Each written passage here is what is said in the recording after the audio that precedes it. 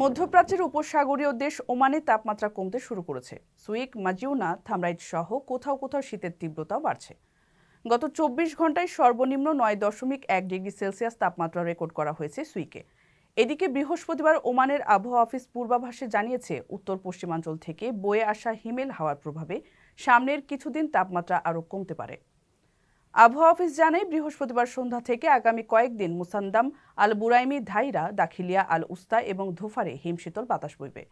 গত 24 ঘন্টায় সুইকের পর দ্বিতীয় সর্বনিম্ন 16.4 ডিগ্রি সেলসিয়াস তাপমাত্রা রেকর্ড করা হয়েছে মাজিউনাতে। থামরাইতের তাপমাত্রা ছিল 16.6 ডিগ্রি সেলসিয়াস। এছাড়া হাইমাতে 16.7 ডিগ্রি, আল কামিলে 17.3 ডিগ্রি, মুকসিন ও ইব্রায় 17.9 ডিগ্রি সেলসিয়াস তাপমাত্রা রেকর্ড করা হয়। প্রবাসীরা জানান, দিনে ঝলমলে রোদে স্বস্তি মিললেও রাতের শীতে কাবু হতে হচ্ছে। তাছাড়া দিনের বেলা কিছুটা গরম আর রাতের ঠান্ডা আবহাওয়ার এই তারতম্যে জ্বর, সর্দি, ডায়রিয়া, শ্বাসকষ্ট সহ নানা শীতজনিত রোগে আক্রান্ত হচ্ছেন বাসিন্দারা। ঠান্ডাজনিত রোগের প্রকোপ থেকে বাঁচতে সবাইকে সতর্কতা অবলম্বনের পরামর্শ দেওয়া হয়েছে।